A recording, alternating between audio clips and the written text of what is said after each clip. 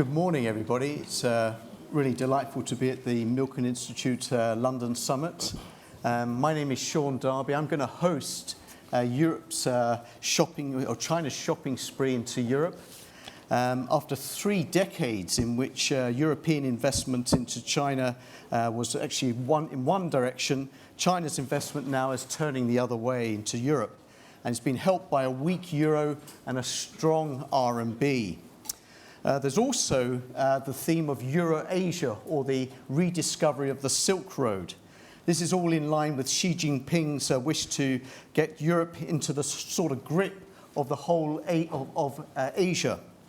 And in particular, this has also been helped by Europe and Chinese bilateral trade agreements. You should recognize now that Europe is by and largely the best focus for Chinese companies to acquire technology companies. And equally, the UK now is also one of the best destinations for Chinese companies making acquisitions. And also to highlight that nearly 6 million people between China and Europe traveled over the last 12 months. So the whole theme of rediscovering the Silk Road, I think, is actually still only in its inception.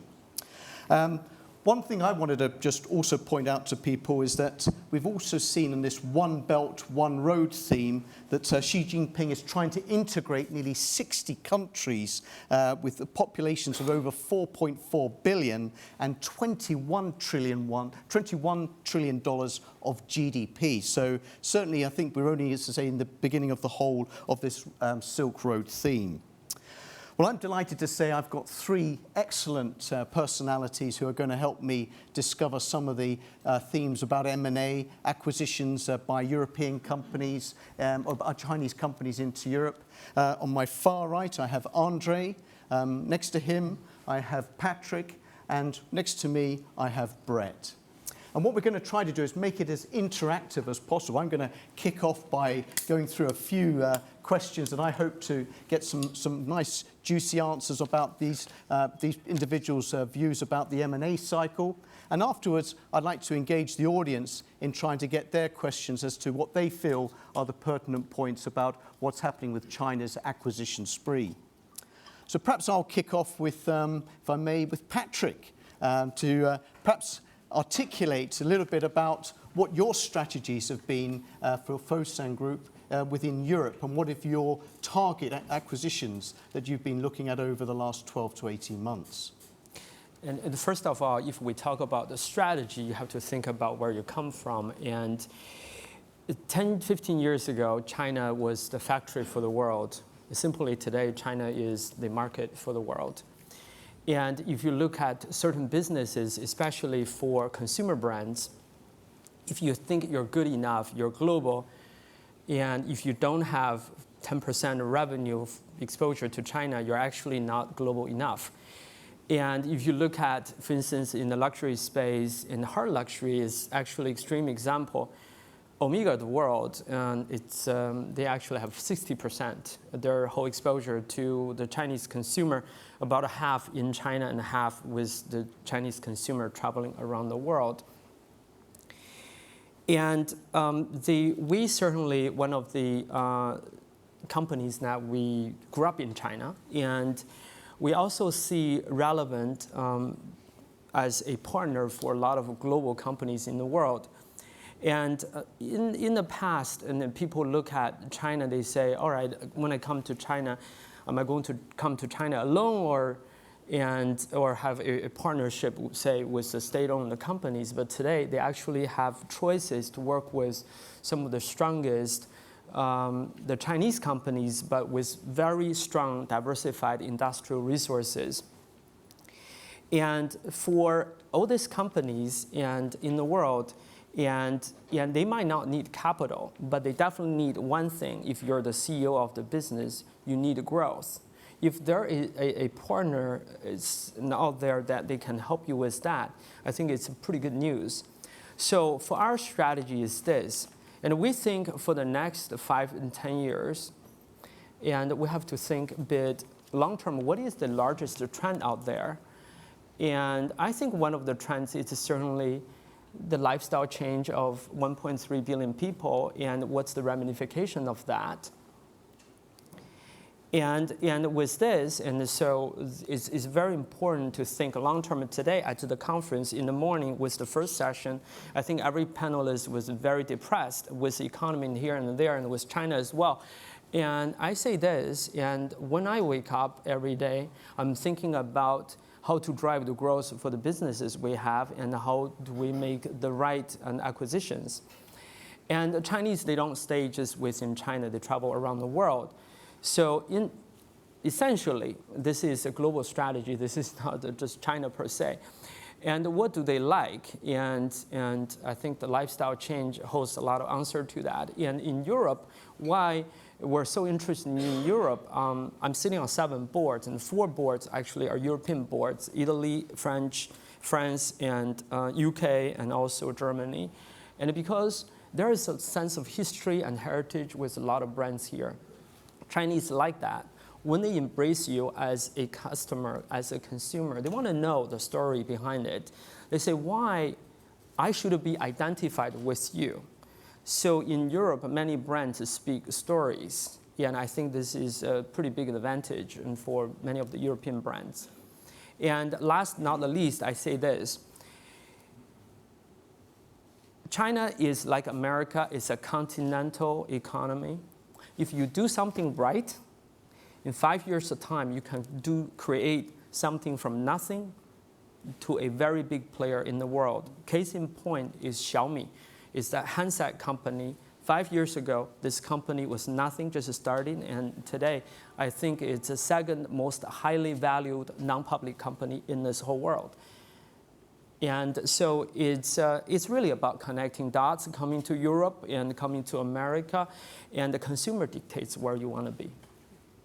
André, the sort of general view is that the Chinese M&A cycle and acquisition cycle into Europe has been led by natural resources, then on to buying some sort of perhaps luxury brands, and then maybe now, as we've been talking about, into services. How's your advisory company seen the sort of trends over the last few years? And is it a really fair statement that I've just made?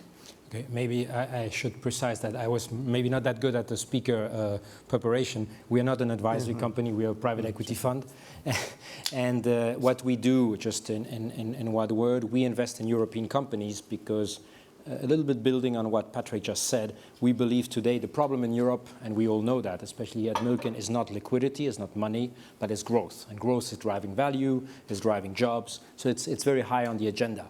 And today, I mean, despite of everything we hear, China will probably represent 30 to 35% of global growth. And what is very interesting, just to give the framework and answer your question, is that what happened this summer, where I hear a lot of people saying, look, oh, the China story might be over, is actually the first time that what happens in China affects the whole world. 5 years ago, an accident like that on the stock market or on the devaluation, who cares? Today, it's affecting all the balance sheets and P&Ls of all the global companies. So it's actually today that, as you said, China is becoming the largest market. And so we have as an angle, as a European private equity fund, to do that. Now, I mean, building on your question on resources or not, it was never really a resources play. It was a play on, there was a lot of infrastructure. You probably know that 10% of Thames Water, the water you drink, is owned by one of our investors, China Investment Corporation. Canary Wharf, I think, is still 20% owned by a consortium with Chinese investor. Eutelsat, the satellite, 7%. So that was the big tickets. They took 30% of GDF Suez exploration and production. And now you see a shift to what actually is very important for China. And what are these driving forces is urbanization. Urbanization has a consequence on environment. We all know the stories about environmental challenges in China. Urbanization is driving a consciousness of health. And especially in China, there's this particular very fast aging population. And the third thing is the change in lifestyle. And we know each other with Patrick well, because a couple of years ago, we were the ones who actually did this first transaction with Fosun into Club Med, because we see that now for a lifestyle company, if you don't have not only a foothold in China, but what actually saved Club Med is the fact that now almost 15% of global customers When you look at luxury brands, the marketing you do in China is useful for China, but it's also useful when you have the Chinese travelers who now represent, what, 30% of duty-free buyers, something like that, globally. So this is how you need to integrate basically in your M&A supply chain the Chinese part. Then I think it's also a country which gets increasingly complicated for foreigners. So 20 years ago, the foreigners needed to have a local partner to succeed here. I also believe that when Chinese firms are coming out, because they need to, they will need to have local equity partners because, as we all know, there are challenges with image, there are challenges with culture, and you don't actually see so many groups like yours, which is that successful.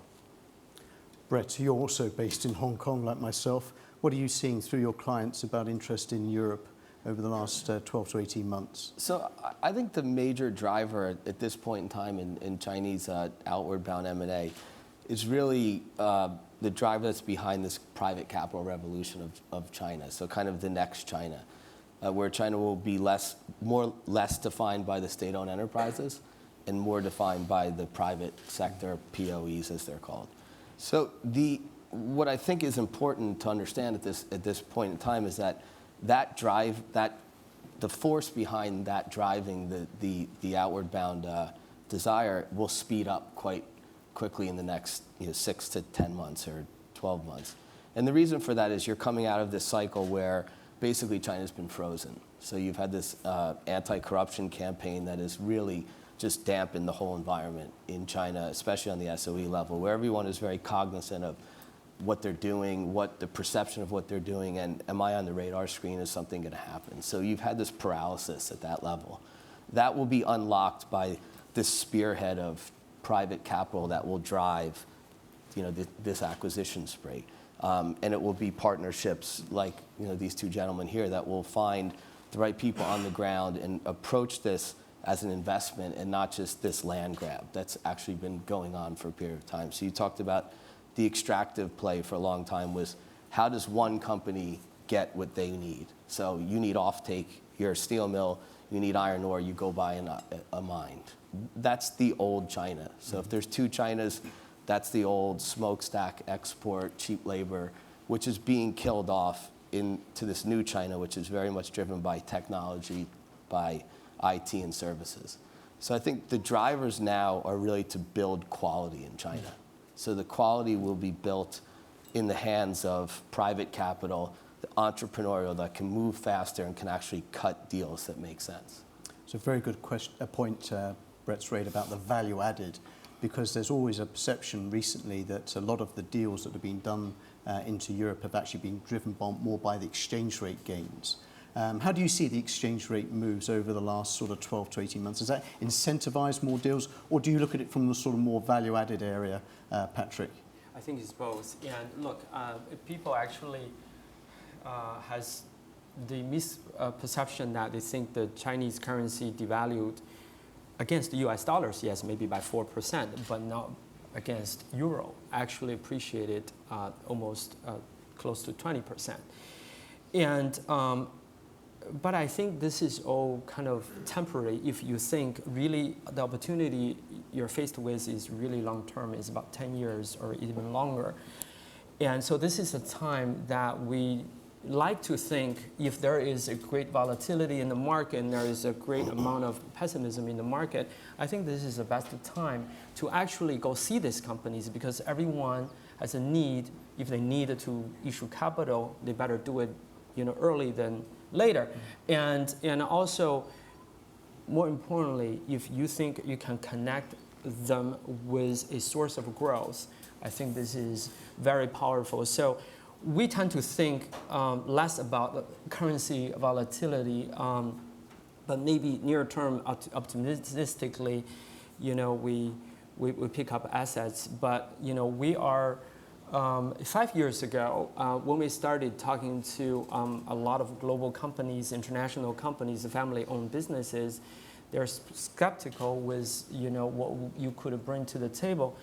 But today it's pretty interesting. Many of them actually knock on our door in China. And when I travel in Europe and I can basically meet so many people. Why is that? Is because, again, people are genuinely interested in growth.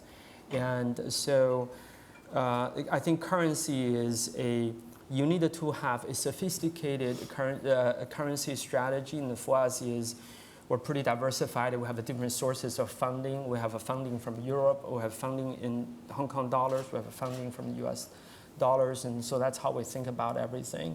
And you have to think a bit long term to ride through the near-term volatility we're seeing today. One question always arises, I think, in terms of perception of outbound investment from China, André, is about approval processes, perhaps within China. To what extent is that a myth or a reality for people in China putting money overseas? Well, I still have to be very careful because I have my visa and I want to go back to Beijing where I stay.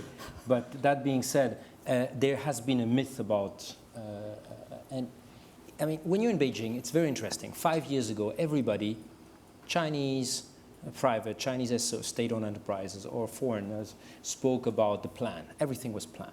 Today, very interestingly, the only ones who are still thinking plan or approvals are more the foreigners. So we might need to move to China 2.0.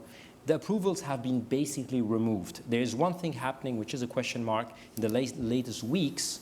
Now the approval you need for an outbound investment is at the threshold of $1 billion, which I would say makes that most of the deals that we are seeing they just require notification. One thing which is an uncertainty is that you have seen that there is a debate, is there or not a capital flight out of China? I mean, the reserves have come down in the last weeks. My own take is that it's just a normal rebalancing with a country which had a lot of controls before. But we are seeing, as Brett said, we're seeing much more market forces because on one side you have costs rising. You said it's now the market of the world. It's also one of the most expensive. My office in Beijing is now per square meter more expensive than my office in Brussels and in Paris. I mean, probably not as in London, but it's getting close to it. So China is not anymore, which is good news for us European because the old story about, which the French are always very fond of, oh my God, we are delocalizing into China, that's gone. What is interesting is the market. But the other trend I would like to focus on is that you also see a lot of state-owned enterprises which try to find the solution of their woes in China by kind of overflowing. I mean, look at the One Belt, One Road. I mean, everybody has its own explanation what it means, and that's where the Chinese are so good is they throw a concept like the China Dream, and then everybody has his own idea, so everybody thinks it's great because it's your idea. And the One Belt, One Road, you can also see that as a way. We have overcapacity. The Europeans went into austerity. The Chinese are trying to kind of find a solution of this overcapacity by overflowing the capacity. And they're building these financing tools like Asia Infrastructure Bank in order to accompany the SOEs. And I see that my own investor, CIC, I mean, it's public now. They have now a strategy of co-investing with Chinese firms overseas because they need help to go out. And I think this is unbelievable opportunity for foreign companies. I'm not so sure to be taken over. I'm not a big fan of takeovers, but I think having a little bit of Chinese capital is a way to probably have the best protection, like Don Corleone would say, when you're doing business in China, because you have aligned interests and you have a Chinese partner who will help you in his home turf. It's a very good point because over the last 12 to 15 months, China's liberalized its capital account tremendously. It's now, for everybody in the audience, the Shenzhen and Shanghai stock markets are open. That's the 4th largest in the world. In July, they opened up the interbank market, bond market in China, which is now the third largest, in the world. So in fact, capital account liberalization has actually been very much a theme that's going to continue. And I wondered, Brett, also sitting in Hong Kong, what does that mean for your business and sort of potentials of using RMB financing and going forward? Yeah, I mean, I think the world had the shock this summer of seeing kind of the reality of maybe opening up the capital account too quickly and the desire of Chinese capital to go out that quickly. I mean, a lot of that's driven primarily by the fact that you have the most expensive cost of capital in the world. Real rates in China are about 5%, where the rest of the world is 0 or 50 basis points. And then you've got the second largest savers in the world are Chinese with no onshore ability to get any returns. Right? So I think the next phase of kind of the capital account and the RMB products going out, it's probably more relevant to talk about what's actually going to happen there. And what you will have happen is you will have deposit rate liberalization that comes next, which I think is a huge counterpoint to the capital fleeing the country. The capital is looking for return, right? And capital finds return where it needs to. And the desire for the Chinese and the PBOC to keep rates at this level is something that I think, if anybody in this room has an answer to it, we'd all love to hear, because we don't really understand why that's the case. They have plenty of tools to get real rates in line and to actually allow this lifeline to SMEs and all of the, there's two sections of the economy. There's the successful POE and SOEs, and then there's the rest of the world in China, which is starved of capital. So I think as that rights itself, the next thing will be, the investors of China will be looking to invest outside of China. So the link that you spoke of before, the Shanghai-Hong Kong Connect, is actually very pivotal in that progression. And more importantly, what I think a lot of people fail to realize is up until the Hong Kong-Shanghai Connect occurred, it was illegal for Chinese nationals to invest outside of China. Right? So what a lot of people don't understand is this hasn't been an option of investing out. It's only been an option to some corporates and to people that had their money offshore already, which is not the majority of China.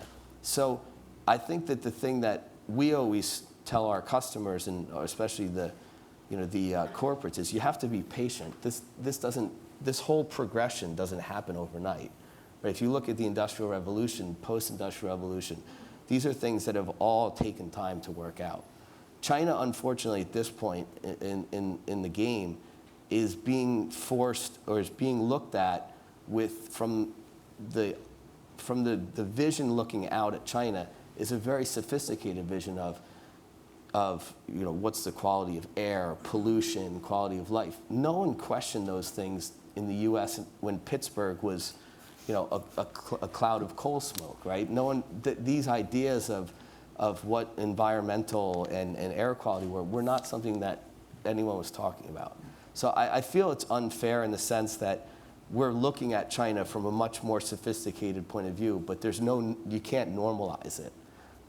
So I think one of the most important things that's happened in China in the past, I guess it would be 3 or 4 months, is there's 2 mergers that have happened that I think everybody needs to pay very close attention to.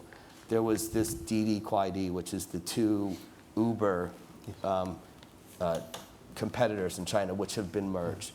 Last week, there was 2 Groupon-like businesses that were merged. Both of them were Alibaba and Tencent owned, and both the deals were done by the same banker who actually sat in the middle of the transaction. There weren't 2 bankers on it, which is... Was it you, Brett? No, unfortunately not. But I think what people have to realize is this is something that I think people will cry foul on initially when you look out. But China right now, the corporates are looking to how they become strong. And they don't become strong fighting with themselves onshore. So rather than fight to be the next Uber, they've just merged. Rather than fight to be the next Groupon, they've merged. That's a concept that most of the Western world doesn't understand. So this, to me, is a huge force that drives the next wave out.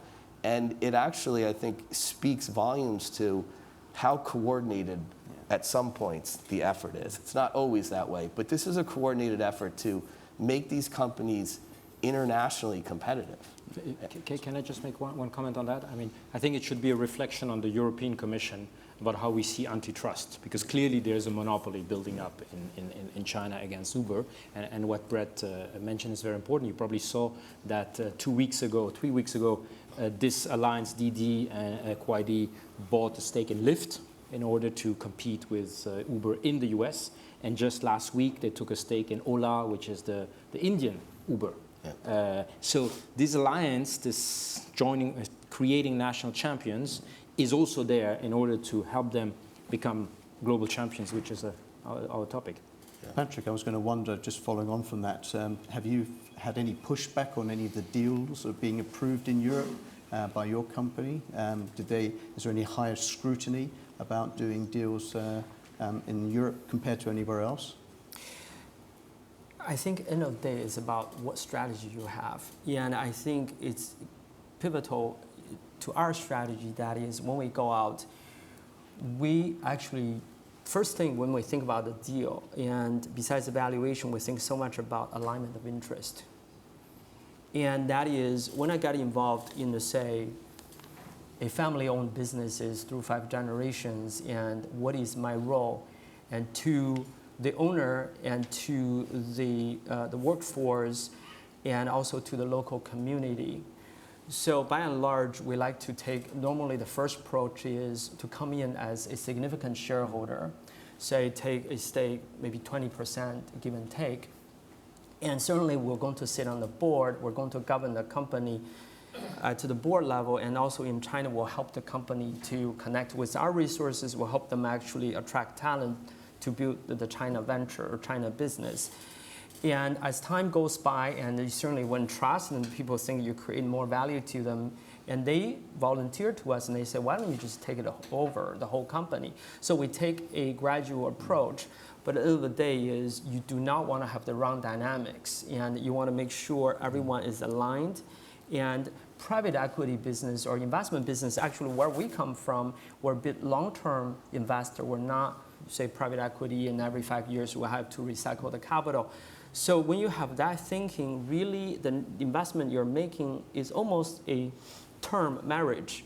And you're going to get married to that group of people, and you wanted them to be your friends. And we travel a lot, and just to meet everyone in person, spend a lot of time with them, and they certainly come to China, meet with us a lot, and we roll up our sleeves. We work on difficult tasks together. You win that trust, and trust is the basis of many things we do. And the good news with that is, if you build a track record and people start, it's going to word of mouth. It's going to travel, and it's going to win you a lot of friends. Following on from that, there's a sort of perception that a lot of European countries need to sell assets and to raise money, and that there's been distress selling by banks and governments. How true is that, André, from your point of view, from the completely bonkers. I mean, but that's something that is very strong still in China by people who are less sophisticated than what we hear.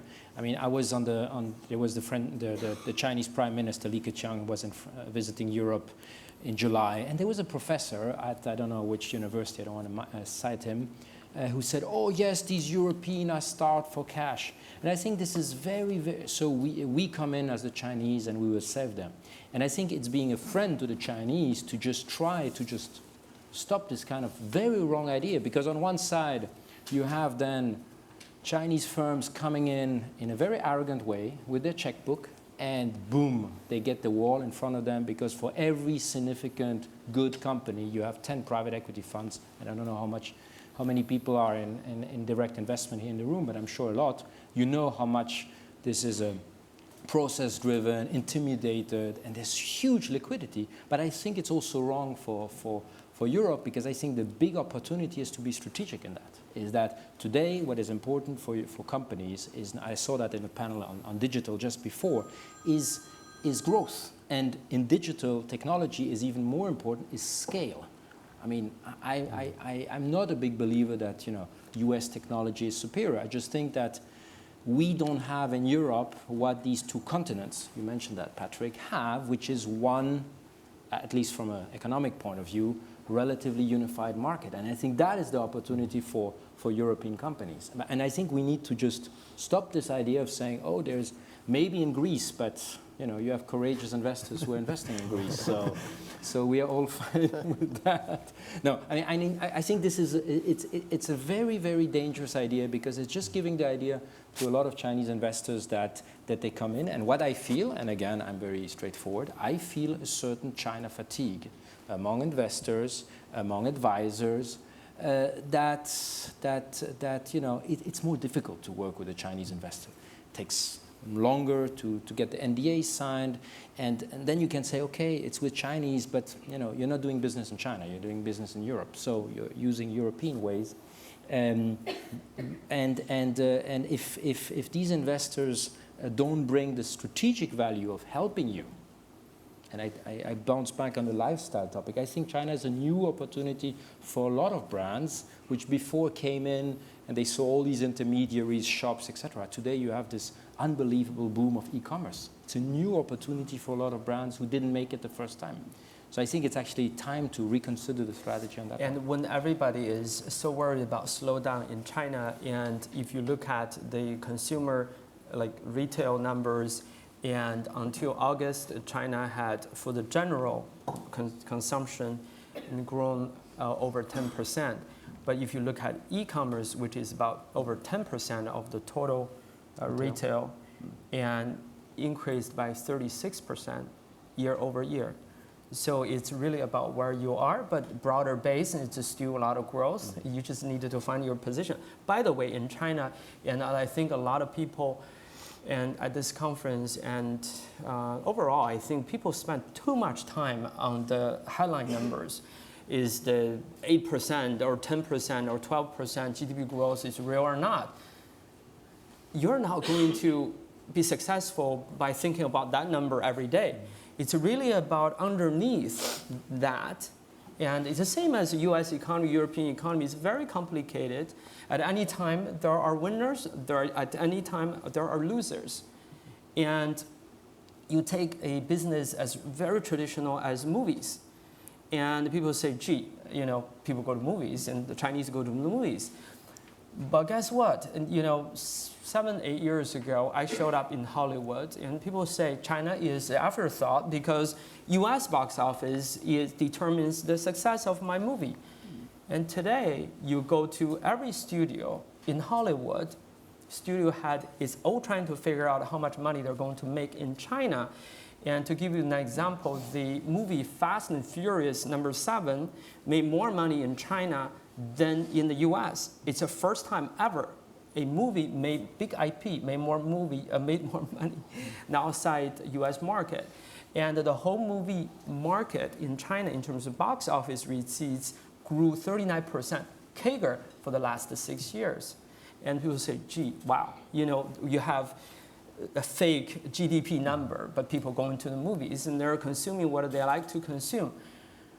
But actually, even underneath that, that's very interesting dynamism going on there. And that is, people have to ask why. Is that just all of a sudden everyone wakes up and want to go see a movie? That's not the case. You have to think about demographics. And in China, every 5 years, for younger generation, their behavior is so much different from the previous generation.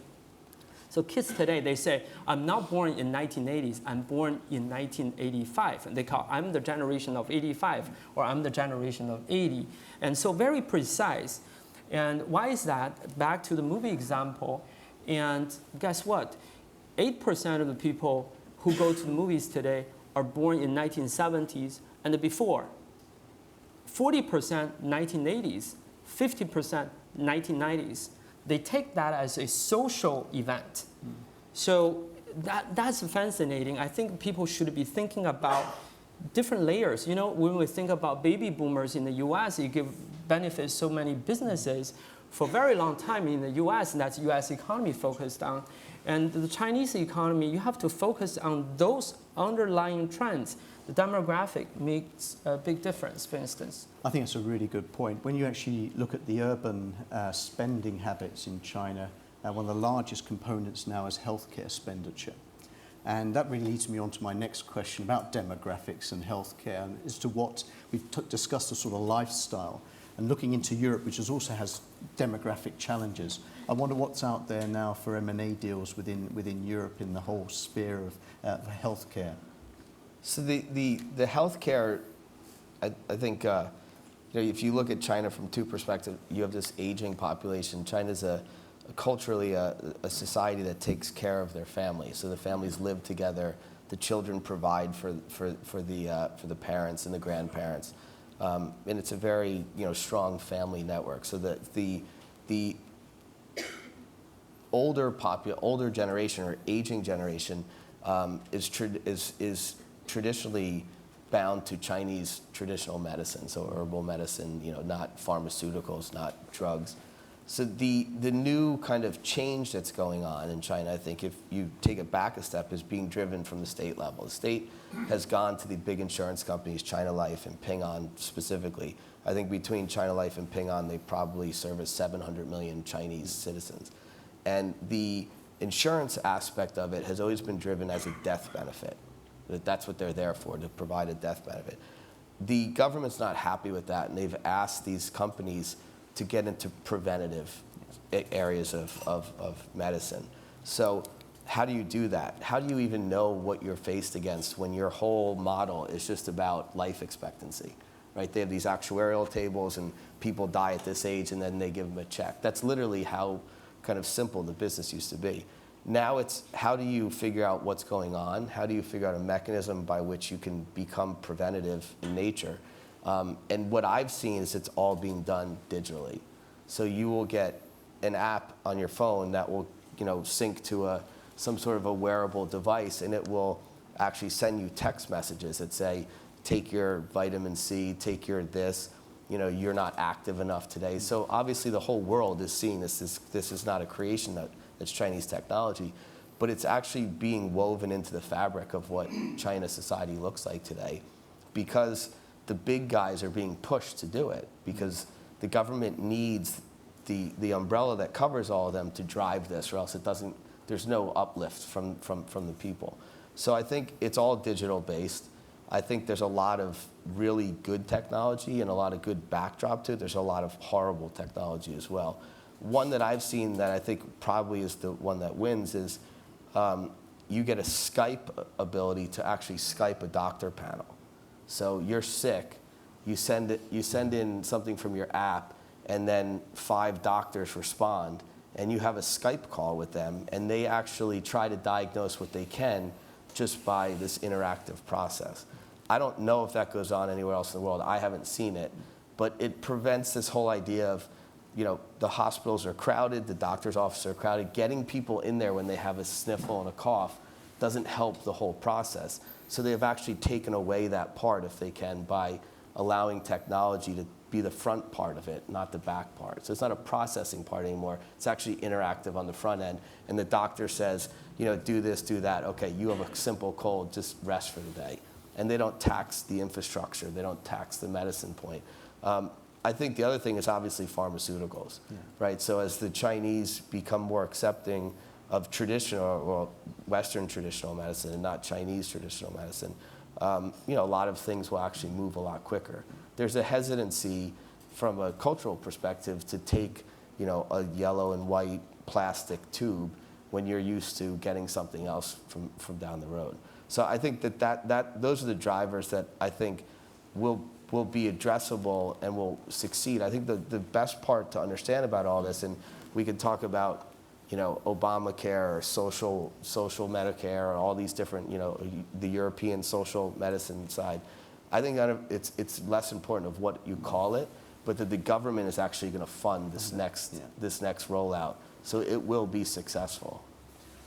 On that point, André, sort of healthcare deals within Europe, they don't seem to get sort of the limelight with the Chinese companies. We've seen some big mega deals in pharmaceuticals over the last 18 months where sort of the US and Europeans, whether it's for tax inversion or various other reasons. What about the sort of healthcare sector as a target for the Chinese? On that one, I'm a little bit more cautious. I think the word which I would like to throw here is leapfrogging. What Brett just said about crowded hospitals. I mean, I wish nobody to be sick in China. It's not because the quality is not there. It's just because when you don't have this general practitioner, so as soon as you're sick, you have a little flu, you go to the hospital and so that's why, for example, one of the investment trends has been to look for private clinics for kind of very wealthy individuals. That has been something that a lot of groups have been looking for in Europe, in Switzerland, and so on.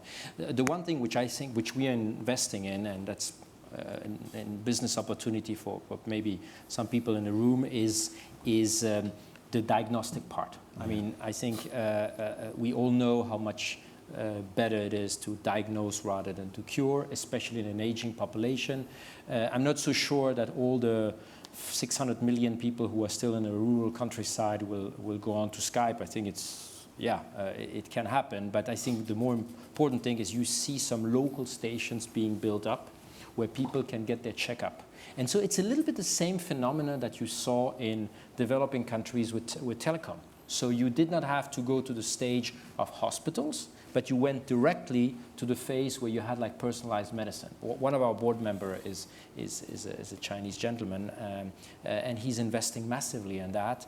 And you combine basically low capex, high technology, and you have really an added value and you kind of you keep people in the countryside, which I think is a real, and you make them actually consumers, because right now when they don't have any healthcare, they're saving, the small saving they have, they keep in the bank instead of giving out. And the whole thing with China is, will the government be able to unlock the saving potential, which we still have not seen? I mean, the jury is still out to see whether or not, I agree with the numbers which have been said about the consumers, but I think the healthcare topic, the welfare system is really the key today, whether or not we will see a huge consumer class emerge. But if it's happened, we need to be prepared. Healthcare itself, for me, is a big lifestyle change. I mean, I have a healthcare upgrade. And so Fosun, we have a very large practice in the whole healthcare and pharmaceutical space. So we're one of the leading pharmaceutical developers in China, and very proud. And just over the last week, and so there's an announcement from a Nobel Prize, and one of the Chinese ladies won the Nobel Prize for medicine, and she invented a malaria drug for Africa. And so Fosun is we own that, and so we represent about 10% of market share in the world. But you know what? It's a Chinese traditional medicine saving a lot of lives in Africa. We're very proud of that. And we also have a very large distribution business. About 19% of drugs consumed by the Chinese come through our system. We have 3,000 retail pharmacies. But we look at the future, we think is about healthcare services. And so we're very proactively investing in healthcare services, primarily hospitals. We're also building out senior living facilities in China. And for some of you who know Fosun, we also think in order to really support the long-term growth of the healthcare industry, you needed to have very good healthcare insurance. Mm-hmm. So this is where we spend a lot of time. We're also teaming up or investing in good, very strong healthcare, health insurance companies in the West. Well, at that point, I'm going to open it up to the audience if they would like to have any questions to any of the panel members. So if you would like to put up your hand, I think we've got some speakers. The gentleman in the front there, please. If you just let us know your name and... Sure. Andy Brusman with Alchemy Global. Patrick, question for you. Sports media and entertainment, where is Fosun right now in terms of acquisitions, investments, and the Chinese consumers' appetite in those verticals? Very interesting question. And our consumer strategy going through, I think, for the last 6-7 years, 3 phases. The first phase, just to invest in good consumer brand in China or maybe around the world. And then we realized, Chinese consumer, they change too fast. How do we really understand them? And so we also look at, France, and you have such a giant like Louis Vuitton, or LVMH, and they have a collection of luxury portfolio brands. And say, how do we do something special? And we started to realize actually the consumer himself and herself actually hold the key to these questions. And so we start to think about the consumer when they wake up until they go to bed, what's on their mind, what's desirable for them. Interestingly, these days you hire a consulting company to do the survey. They might not give you very good results, predictable results, and it's only for today what they want. They don't know. They can't tell you what they want in next year or 2 years because many things are happening in such an impactful way, right? And so in China, we have 700 million internet users. And so we thought we should put a consumer in the center and to have a collection of lifestyle brands. And so that's why where I think healthcare is lifestyle and food and beverage, because we talk about fake milk scandal in China, and that put a lot of scare in consumers' heart, and in the fashion and education, and so on and so forth. But then, so we put a consumer in the center, trying to understand what this person's behavior, and with multiple touch. But the third, actually, that's what you said. The third sort of phase of our strategy is really content. And the Chinese start to thinking about how to build a brand globally, how to participate building brand in the world. Because goods are goods, right? Why people are paying so much money for almost the same product by putting a different brand there? It's an emotional link. So with that, we're actually very interested. We have invested in a movie studio in Hollywood. We have invested in a movie studio in China. And recently, we bought a very large stake of Cirque du Soleil from Canada. Yeah. And sports is going to be another big thing. If you look at the sports market in China, it's tiny in terms of commercial value. If you look at US, if you look at UK, the premier sports, so much larger than China. So this is abnormal. It's going to catch up. Why is this so small? It's a long story behind it. It's just so much because it's a centralized, it's regulated by the government.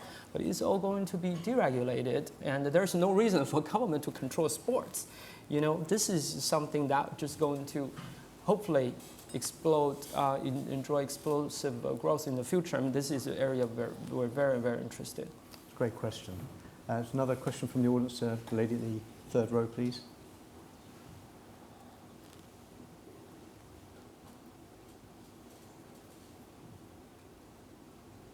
Thank you for your very interesting discussion. 5 years ago, when I was at the World Bank, 2 colleagues and I undertook some research, data-driven research. And I actually pulled up The Economist magazine's coverage of our research at the time, because I can't remember the specific data-driven findings. But the name of the article was South-North Capital Flows, South-North FDI Role Reversal. And we constructed a database which pointed to what was then the beginning of a growing trend for Chinese firms, Indian firms, and a number of other emerging market firms doing M&A deals in the US and Europe. So I have a question that relates to this particular 2 statements in the article, the Economist article on our work. 2010.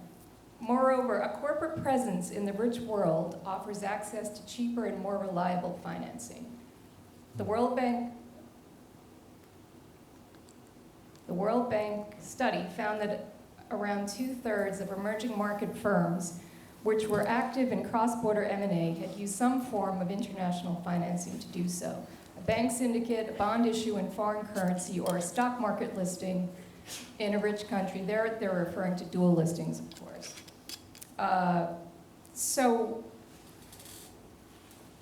the conclusion being globally financed M&A deals pave the way for future capital raising.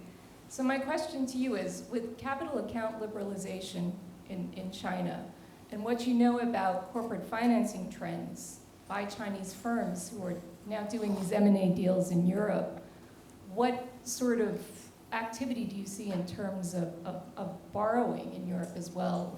Or actually, we never quite determined whether it was borrowing for borrowing's sake, or in the case of the dual listings in particular, a brand-raising exercise, an opportunity to raise brand awareness by listing on the European firms, the European stock exchanges, especially that were closest to the markets where the M&A deal was occurring. So if you could just update me, because quite frankly, I've moved away from Great. André, perhaps on that one.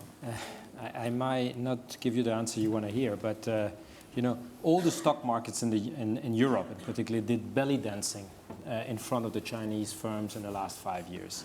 It did not work. And when you look at even at the US listed company, Chinese listed companies, I'm not talking about the quality companies like Alibaba, but there was this whole negative spin about, so I'm not so sure that actually, I think it backfired for a lot of Chinese firms. I mean, I'm generalizing, there are obviously exceptions. And even, you know, the Alibaba roller coaster ride, you know, from 60 to 130 to back to, I don't know, 60, I think, is not necessarily good for raising the awareness. What is true, I just talked to an MD from a big rating agency, you can imagine who, one of the two, and my big surprise was that actually a lot of companies in China have already almost the majority of their debt issued in dollars or in euro. So it's already the case, which actually the debate with them was, is there a risk for them with the current negative trend? So I think, but what you touch upon is the brand awareness, and I think this is absolutely the crux. This company is a bit an exception, but do you see a lot of Chinese firms who are speaking out in a context of a high liquidity, who are doing really roadshows, where the CEOs are open to discussion? No. And I think if you want to be interacting with the Chinese firms, I mean, yes, there is a welcoming part, but there's also huge work to be done on the PR side. And I think it's a great opportunity for a lot of us, either to partner with them or to guide them. And it's not questioning of, you know, teaching them. There's no teaching here.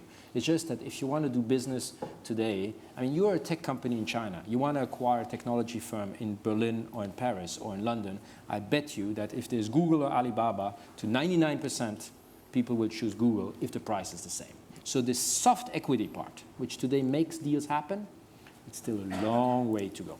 And unfortunately, what happened in China, which was misunderstood, you're completely right with it was not a devaluation. It was a very badly explained liberalization. It was never explained, actually. Yeah, terrible. So I think there's one other part to this, and I think André points on the driving factor behind it. But there's something that everyone has to be very careful of when they look at this trend.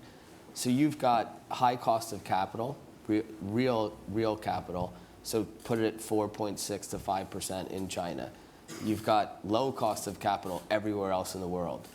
Then there's a multiplier on top of that, which is revenue and profit gets a much higher valuation in China than it does anywhere else in the world. So you go access, you know, this, I mean, I think everybody understands the idea of cheap capital. There's always something that goes along with it. So we'll call it cheap capital. So you do an outward bound deal where you acquire something in non-RMB currency, whatever it may be. So you're getting this carry on, you know, this basically arbitrage on cost of capital. And then you apply what you've bought back if it's, you know, if it's something where you actually have, you know, for whatever accounting rules that you actually have to, you know, disclose this back, and then you get a higher multiple onshore. This is the death trap that's going on in the global markets right now, is you saw this huge trend to privatize US-listed Chinese firms and bring them back because the multiple is 30 times higher in China. When the market's correct, when cost of capital normalizes, you still can't stop that trend that's going on.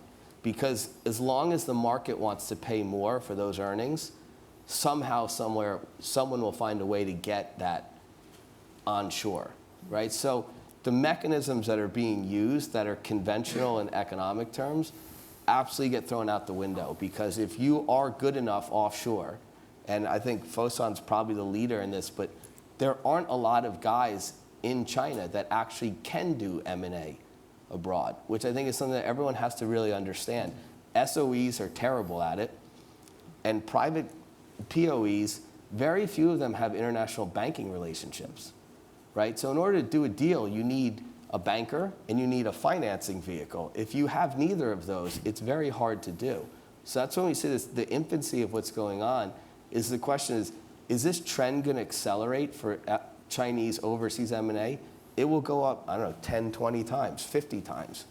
Because as people get more sophisticated from the Chinese business aspect, then that will spill over into their ability to go execute. Right now there's a lot of dreams, and there's very little execution capability onshore that goes cross-border. Maybe one little known fact. US companies invested last year 490 billion overseas. Chinese companies invested 105, 1/4. European Union companies, 560. So we are all talking about this tsunami, but the tsunami is still a little, you know. Yeah. It's a very good question. Also, the largest amount of the dollar debt that's been raised offshore by Chinese companies is actually in the construction and property sectors, the very sectors that have been inhibited in borrowing onshore. Right. So the paradox really is that a lot of that dollar debt is again, unrelated to any of the other capital flows that have been occurring. Yeah, true. We've probably got time for one question, maybe two. So I'm going to take the gentleman there. If you're very quick at the very front, please. Hi, Patrick Martin, European Media Finance. Question for you, Patrick. So for Fosun's strategy, the international part, are you trying to build up a very strong international revenue base, or is it more focused on bringing revenue onshore, as we just discussed with what maybe some of your colleagues from other companies are doing? I think for us is you have to understand your roots. Our roots is we think we have a bit better knowledge of what's going on in China, and with all the industrial resources, we actually can offer help to Chinese companies and also global companies, and hopefully with our help, they can become a stronger player in their relative field. For instance, the brands you invest in Europe, and they certainly with Fosun's alliance, and they started to get a lot of exposure to China. But guess what? The money we actually make from the Chinese consumer, because a lot of them also travel around the world, is to reinvest into the home base, reinvest in their beautiful stores in Europe, and for them to do a greater marketing. So I think for us, we don't have a mind that's set for a specific mix. It's really about, I think, naturally, when this trend plays out, where it needs to be, we just want to play a constructive role. So that is always it's a dynamic situation. But again, I think with the companies we're involved, the global companies, we actually tend to govern at the board level, the CEO, the management team. 9 out of 10 is all the best talents we can find locally. And that's how we see businesses. And so they are going to decide where they're going to find opportunities. And certainly we wanted them to feel confident when they come to China. Time for one last question, very quickly at the back, the gentleman who raised his hand earlier. Thank you. Anastasios Economou from the I Group. Quick question for Patrick, I guess, more so. In your focus in China, as the high-end luxury seems to be hit, is it something you're still pursuing in fashion or drinks like Louis Vuitton, or is the strategy going forward as a consumer moving away from the super luxury, including the recent crackdown, into more affordable or more diverse? To answer that question, I think you have to put yourself in the shoes of the consumer. And the Chinese consumer works very hard. And do you know, actually, for the Chinese, and if you're a young graduate from college, and after the first year, you only have a 5-day of vacation, in addition to the government holidays. So how do people reward themselves if you work so hard? And you want to demonstrate you're a sophisticated customer. And it's not just a high price point. It's what they believe, the value, the sophistication, my emotional attachment to it. This drives their spending. And right now, I think a lot of people, if you're in the luxury world, you say, gee, China is a very difficult market because there's anti-corruption campaign. Maybe the growth of luxury spending in the past has been doing like this. That's too much access to it because it's not the general consumer catching up to this. Now you take the access out of the market, is the bubble out. But consumer will continue to grow. This is the true opportunity, and certainly to serve them, you have to think about different pricing points, but you want to deliver value to them. So to sum it up, and for our lifestyle strategy, we actually use 2 words and to describe it in Chinese, 快乐时尚. And the first word, 快乐, meaning happiness. We're in the business of deliver happiness to the consumer. And second word is 时尚. It sounds like a fashionable or fashion. No, it's not. It's something on the trend in its real meaning. So we want to deliver products and services with a great happiness element to it, but it's also on the trend. It's what they want, what they desire for. So I think if you have the 6 months horizon, the bets are off.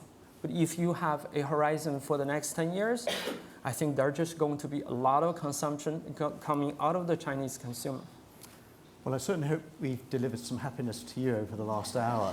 And I wanted to just say that the Milken Institute also has a Singapore office, and they do hold a September forum as well. But I would like to thank André, Patrick, and Brett for their time, and please give them a nice round of applause as well. Thank you.